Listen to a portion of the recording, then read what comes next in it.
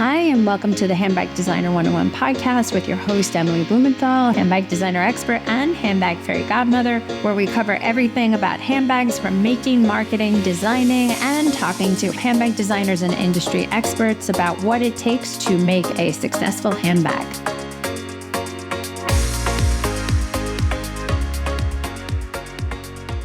Welcome, Alina Wills of Alina, New York, to Handbag Designer 101, the podcast. Thank you so much for joining us today. Hi. Hello. Hello, Emily. Hello. So I feel like we've overlapped in the past, selfishly think that I know every handbag designer, or I've met every handbag designer, or every handbag designer should know me. So we were chatting a little bit before we started recording, but it got a little too juicy. So I said, pause, let's go back. So without monopolizing the first part, because your story is really fascinating. And again, just to reiterate that becoming an entrepreneur, starting your own brand is not a linear journey, right? Nobody actually sets out, I think, in my opinion, in this day and age, sets out to be what you end up doing, right? It's like you stumble into something and now that's all you do.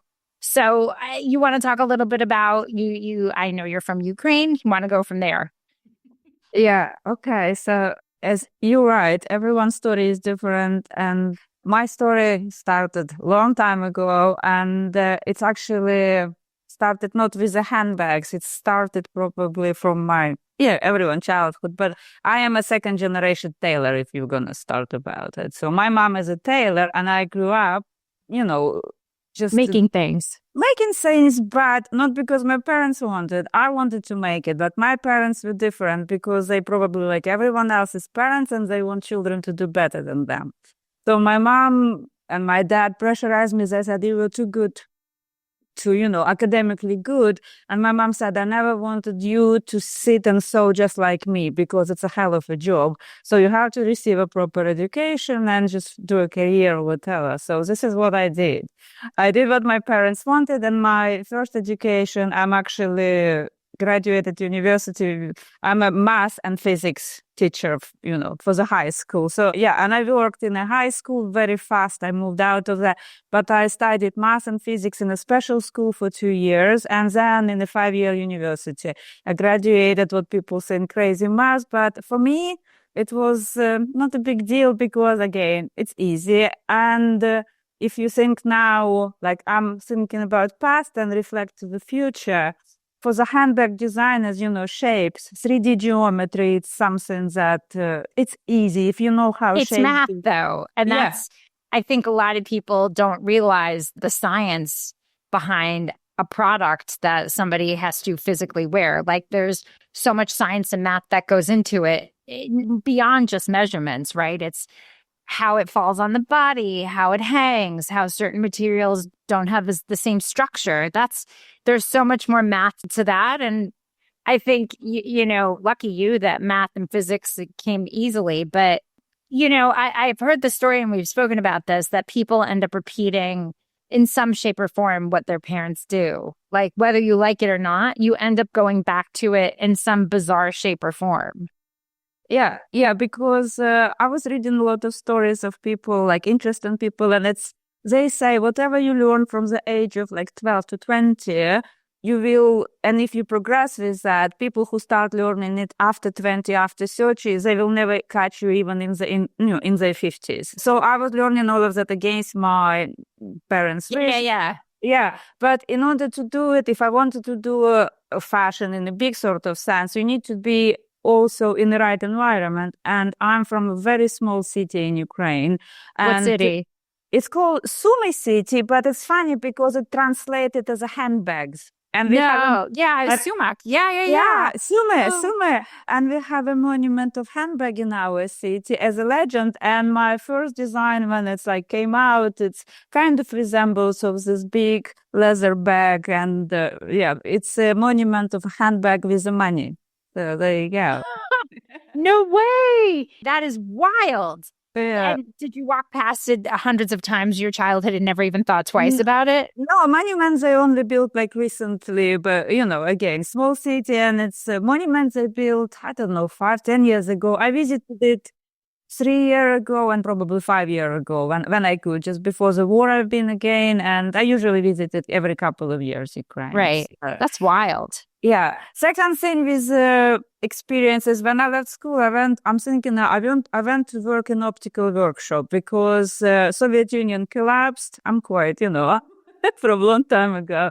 So Soviet Union collapsed, very poor people need a job. I left school and I was offered to learn how to make glasses in optica. You think it's a bit different, completely random, but I spent 3 years in a workshop making and repairing glasses, sunglasses, cutting glass, riveting, polishing, whatever. It was a hard job, but now I understand it helped me to understand how workshop working, how working with the small tools, and I don't know how, but my workshop at home, I have workshop at home where I'm making bags, I'm half between my office and between my workshop. And I organized it with the same principles because I was working in a small workshop with the people who would come after me. And every tool have to be placed, in a special place, no scatter around. And people who come after me, they supposed to find the tools where they supposed to be. So it's everything had to be super organized. Yeah, and every evening we were cleaning our workshop, we were wiping the floor, wiping off a table, everything put back in place, left for another person to come back tomorrow. So I spent the 3 years. Same time, I was very young. I was still thinking, what do I do next? Because in my brain, I had to do something different, not just stuck in some workshop working for other people. And I went to study another education. I studied economics and management of organization in Ukraine again. So, and the same time, again, I was young, but I already had a child.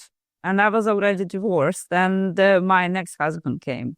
And this is how I moved to England. And it was random sort of thing. And I moved to another country without speaking English, but it took another 3 years for me to decide whether I want to leave country or not. And did you meet him in Ukraine? No, it was through online. It was online, sort of, again, online dating, but it took 3 years. And he visited Ukraine about 15 times before we decided. So he fell in love with you as well. Yeah. Can he speak Ukrainian? A little bit Ukrainian and a bit of Russian. He visited teacher for 2 years. So he actually Englishman who speaks Russian, and it helps him sometimes with his job. He's engineer, civil engineer. And in England, he was working at a railway station and other things. And and in America, This is so interesting because, my friends who are Eastern European descent, historically, they're all education junkies. They just throw in like, hey, by the way, I've got a degree. I'm an engineer. And then I've also done physics. And by the way, I'm a chemist. And it's like, just keep learning more and more and more.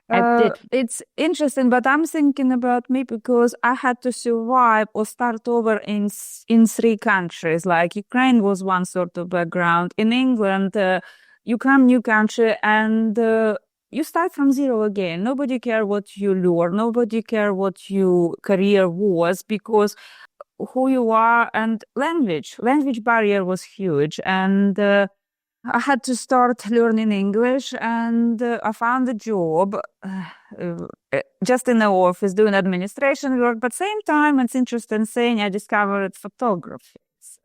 But same time I was sewing. I had sewing machine. I was making clothes, but something just wild sort of passion came.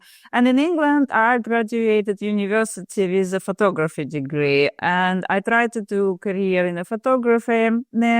I don't know. Again, I was looking to make my ways as a photographer, moving to London. And my husband said, we're not moving to London, we're moving to New York. Because he found a job. And looking at him in New York, he started everything from zero, almost from zero here, his career, everything else. And I was at home with him like normal housewife, but I was making clothes, I was doing different things, and handbags wasn't in the picture. But, I always had sewing machine. I always was making stuff. Photography helped to just photograph, sometimes sell things. And in England, I found interesting thing. It's connected with history. I stuck with antiques. I was in the antique auction and I became antique dealer, and it's helped me for more than 10 years buying and selling different pieces of history. and learning what they are, their stories and just interesting things. And now we're coming close to handbags because I was doing my things and I had a piece of leather and I decided I'm a normal housewife now. Now, my child, husband. If I may, learning the history of things, I mean, it's so interesting that, if you were to reflect on everything you've done, I mean, obviously you'll go back to the story, but every little piece kind of ties into the pie of what you're doing, right? The math and how to build something, the optical experience, how to put it together, the photography, how to visualize, the history, understanding the origin as to why things are what they are. Because without all those little pieces, so many designers and so many brand owners don't do their homework, right? You need to do that due diligence to understand. And I've always said, you can't open up a clothing store if you don't know how to shop, meaning you have to understand what your customer is looking for. You have to understand how they function and interact with those products. And everything you're doing, it just makes you sound like even more of an expert in terms of whatever you had decided to put your mind to. Also, being an immigrant like that so many times, it makes you such a hustler that it's almost like you are agnostic to a challenge. It's like, okay, it's just normal. So many people would be risk averse, but to you, it's like, okay, so maybe I'll do this and maybe I'll do that. And in the meantime, I'll do this and I'll still do that. It's like, it's just going with the flow of saying, okay, let's just keep going. And I will explain how it happened, how it ties up with what I do, eventually. And so as a normal housewife, I said at home, I'm going to go buy myself a handbag. And my daughter being a teenager at the time, and she said, Mom, you're not buying yourself a handbag. You have enough. Mom, no. And I said, I had a piece of leather. I thought I'll make a bag and see if it's going to look decent. And I made a bag, and it's actually on a domestic sewing machine. It was okay. And, embarrassing if you look at that now. But I thought, if it's going to look decent, I will continue. And it was 10 years ago. And since then, I started with a sewing machine. And actually, same time looking at 10 years ago, this is what happened. This is what created this big movement that I'm part of, leather crafters movement. It's when Hermes brought a show all over the world and started showing how they making bags to general public. Yeah, this is what created it. And people saw it's not that difficult if you think it's not difficult. Like, for example, people who think, I take a iPhone, start taking pictures, I become an expert, it's easy. So same thing with the people who think, I probably was one of them. And you're trying to make something and then it's kind of look okay. But then when it grows on you, you start learning, start making, and you doing it professionally. Then I took countless of lessons. Where'd you take the lessons? Online, through people who I know. I have now colleagues in Switzerland, same as me. He has his workshop doing watch straps for various brands. He learned from a guy who, second generation, he worked 28 years for Louis Vuitton and Gaillard. So he's my teacher through internet. And sometimes people I would call gifted if you know what you're doing. And a lot of things, it's try and error mistakes. And so you see how it works. And I'm constantly, like as a student, go to store and check how high-end bags feel in your hands. So when I make my bag, so I'm very good with feeling in my hands. See, feel, touch. Yes.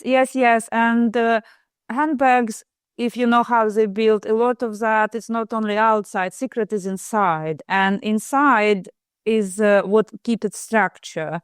And through mutual friends, colleagues, last year I had a girl, she works in London. She's called herself a critical pattern cutter, and she works for famous brands. She did countless bag design for other brands, and I asked her, what about like reinforcement and structure? Do you know, is it, is it any guidance? She said, no, it's always try and error. She said, I'm actually testing for other brands how to make it lighter, how to make it cheaper, what materials she used. And we were talking and we have same knowledge, but it's all, I said, who taught you? She said, no one. She said, I'm self-taught and it's all through testing. And there's no secret sauce at all. There's no shortcut at all, And I think you're raising so many good points.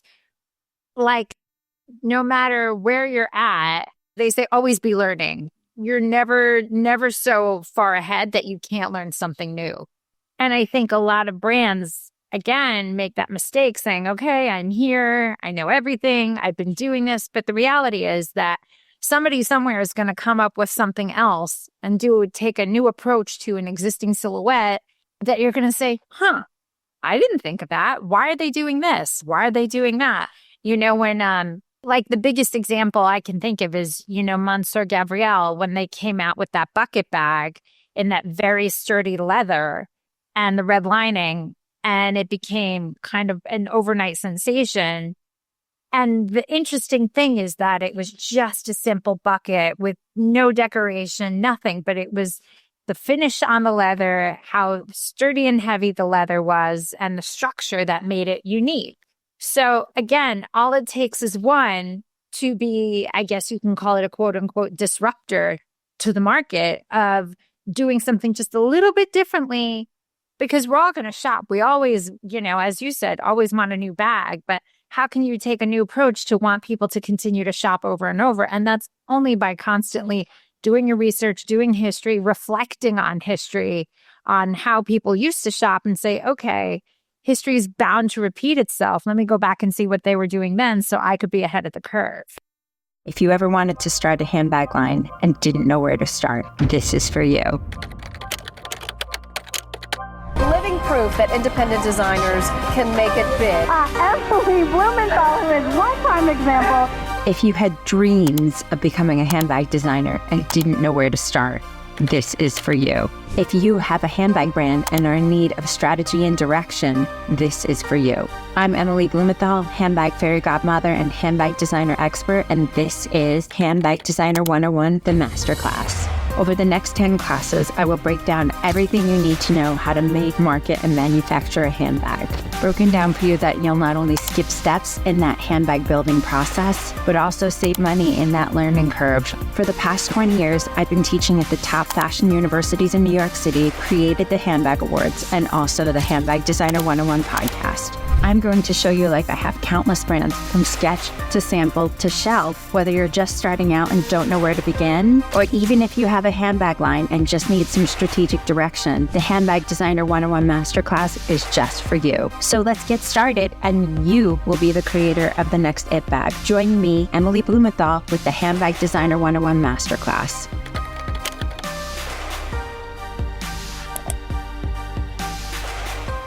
Yes, absolutely. And also a lot of things when you build in your brand, it's about constantly thinking who is your client and also who you creating it for. And I always looking back at me. So I always thinking, who am I and what am I building? And I always looking back in the future. And at the moment, if you look at the current fashion, I'm thinking about it. So I don't think people need too much stuff because we already have too much stuff. As a consumers, we have so much. So when you think who need another thing like that? And I was looking at the models of business models in general, how, what existing. And I was thinking, who do I want to be in the future? Like, for example, you're always looking at the North Star that, who is your North Star?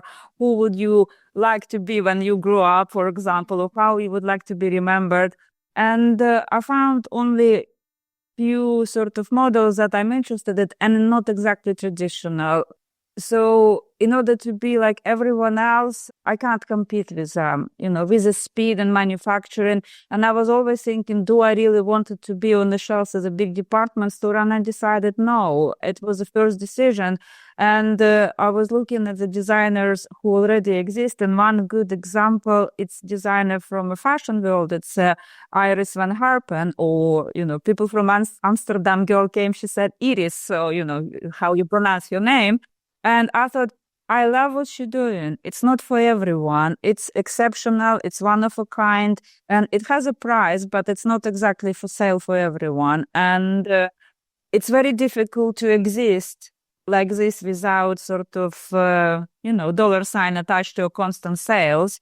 And it's a very hard job, which I'm trying to keep steady and doing what I love, because for me, happiness and creativity and freedom of creativity, it's the most important thing for me personally. Second thing, who am I and my husband? We are, as a couple, we are the beekeepers. So we have bees at our home. We have a small garden. Oh, you really have bees? Yes, we do have bees. We're not just like other brands saying we think about bees. I thought this was a metaphor of some description, but no, you are. No. So we keep bees in our garden because they're nice for environment. We have a small garden, and how I create my bags, I'm thinking about sustainability only from terms of longevity. First, you select a material that is, gonna be sustainable long term, and then I'm making pieces that gonna last the longest possible time, hopefully longer than its owner. And I don't know if they're going to be passed for generations, so I'm going to end up somewhere else. I don't know, but at least they're not going to pollute environment in the multiple qualities. And as a third thing, I try to help with content I create to some people who want to become, young designers who want to learn as well. So if people have questions, I'm always happy to answer him through the social media. Thanks God for that big open window to the universe where you could talk to other people. That's such a positive outlook on social media. I've never heard anyone be so positive about it. I don't know. When I was in the school, I love talking. I love talking to people and whoever was around me. So at home, if I'm open to social media, I like to talk, and why not? Yeah, no, I've seen some of your videos, and I'm always so impressed that you're able to just talk into the camera so comfortably, and it's a lot, but it's definitely something. I want to just touch upon, what was your aha moment, when your daughter said, okay, don't buy that bag, and you made a bag, and with that piece of leather, what was the impetus to keep going and say, you know what, now I'm going to take some classes and find some people, and now I'm going to move forward, and maybe this will be my next step?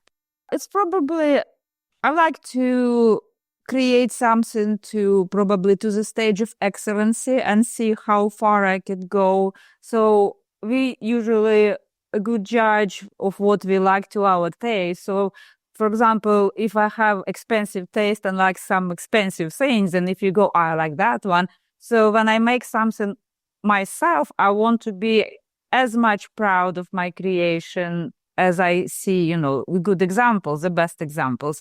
So I want them to be at that level as well. So if I'm not happy with some sort of stitching or how it works or design, so I'm not going to stop until I learn to the depth of it. And then, so just create to perfection. So I'm satisfied. And if I'm happy, I hope my client's going to be happy. How are you able to recognize, the challenge with a lot of independent designers who are making bags for that high-end client, right? People who like luxury things, people who like nice things.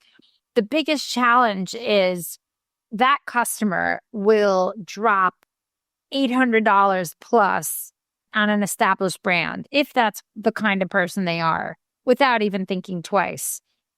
To make an investment of a brand or designer that they don't know, it's a bigger sale. It's a lot more of a heavy lift for the designer. So how did you come to terms with saying, okay, I'm not going to sell, thousands of these bags. I'm comfortable with that decision, to say I'm going to keep it at this price. I'm going to keep it for this kind of customer, because I've worked with so many designers that think that selling their bags because they lack economies of scale, meaning they don't have tons of orders, therefore the price point's higher, the time value of money put in is higher, they're working longer because most of the time it's handcrafted.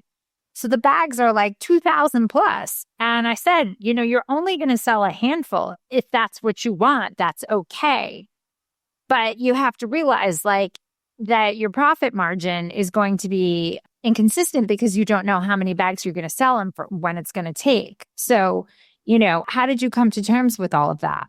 It's one of the most difficult questions. It's all comes to expectations and how quickly you want to succeed and what do you think of a success or failure? Because we always see our peers or colleagues or competitors when they share their winnings, and nobody talking about downtime when you thinking in a corner and crying how failure you are. And I was studying success and failure, and I come with the terms with myself, and I was always thinking about Van Gogh. When he died, he said, I'm dying as a failure. But when we looking at him, he was a success. He just couldn't wait long enough. And also he wasn't, as I said, mentally stable as well. So in order to continue this steady route. And I call the theory of Van Gogh versus Picasso, because Picasso during his lifetime, he was loved, he was celebrated, he was successful, he was selling his art. And Van Gogh, compared to him, he only sold one painting, and he was poor. But from other side, Van Gogh had a brother who supported him, brother in the art world with the art gallery and all of that. So if Van Gogh wouldn't pressurize himself, he would be probably success if he continue doing what he loved. And this is how we take it. So for me, with the handbags and the clients, again, who your client is. If you're creating it for the client who will take your bag and just you think they would value your bag as an already established brand, it's not true. Because product that you create and it has some sort of set of values inside. And big brand, usually when you put it on, I was talking to my clients, my sister, for example, she's a great example because she said, I want Chanel bag. I said, okay, tell me truth, why you need that Chanel bag for? And she said, well, because she started talking, like all of this stuff that you read on the internet, because of that, and that. I said, no, you have to tell me the truth. I'm standing with that bag, everyone looking at me, and everyone said, oh, she has like 10 grand bag on, so she could do it. And it gives you probably quick recognition and acceptance in a certain circles of people, because handbag, whatever it is, but again, it's a symbol of status for women, especially now.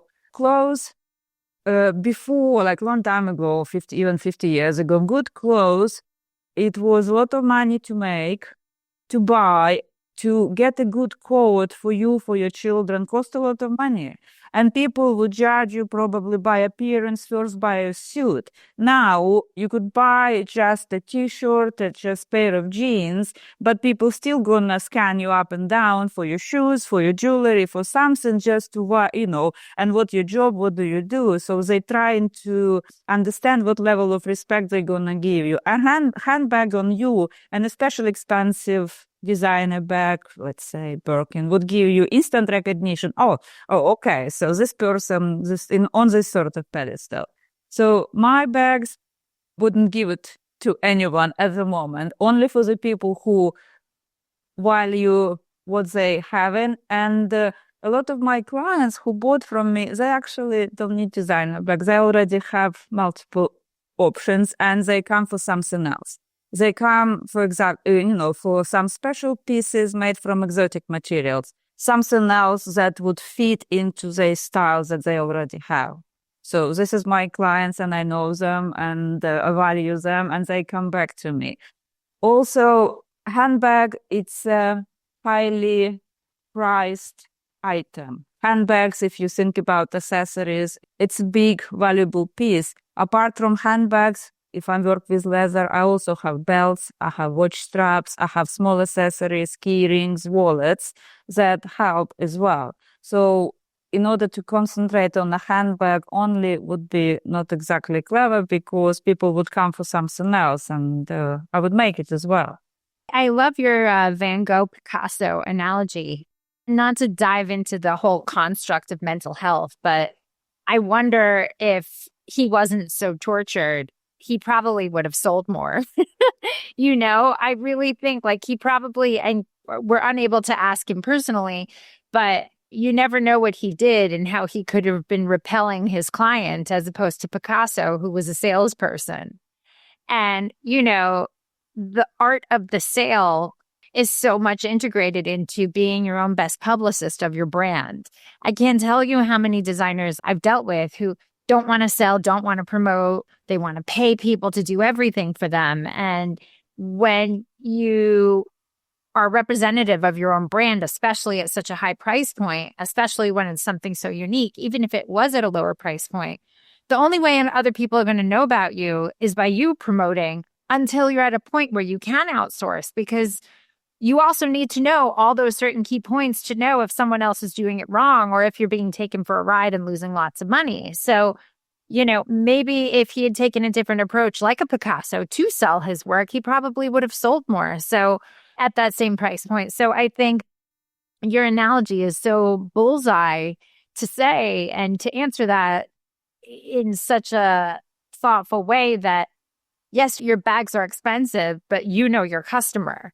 And that's the difference. And if you've been able to carve out this customer base that is willing to spend that money and is brand loyal, and that 80-20%, where 80% of your business comes from 20% of your customers, if you protect that 20%, then your customer acquisition cost and that labor you're doing to find new people is low. So it's impressive that you've been able to do this, because I think a lot of people just can't, or have tried. And I think as a result of all that training and craftsmanship, and, it's not you making a bag by hand and therefore it's more expensive. It's you making a bag as a craftsman that's making the bag, and therefore it warrants the price. And I think that's the difference. Also, when I was looking about the design and what do I want to make bags about and how they want to be, I decided I'm reading a lot of stories, artists as well, a lot of historical parts, like about architecture as well. It's from my husband. He always tells me stories. And it started being incorporated into a bag. So every bag has a story. So it's not just a bag. And it's started with actually New York and Art Deco architecture. And it's connected to Ukrainian avant-garde art as well, which is been known as Russian before. It's now it's Ukraine. Yeah. Now we know who you are. So it's actually so funny. It's like 2-3 years ago, and they started talking more and more. And even in the museums, I'm visiting quite often Metropolitan Museum MoMA. And in Metropolitan Museum, they already changed nationality of some artists. In MoMA, they're still refusing. And today was another article. They pushing, and it's like, it's just matter of time now. They rewrote 𝐷𝐸𝐺 Malevich now is Ukrainian. And before it was Russian with this famous black square. He was only Russian but it's okay. History rewrites itself. And I'm reading all of these stories, and somehow it just go into a bag. And I thought it's strange. But then I was listening an interview of Zaha Hadid, and she's famous architect, she was. And a lot of her buildings actually based on a mathematical sort of formula. I could see it because she was very good at math when she was young.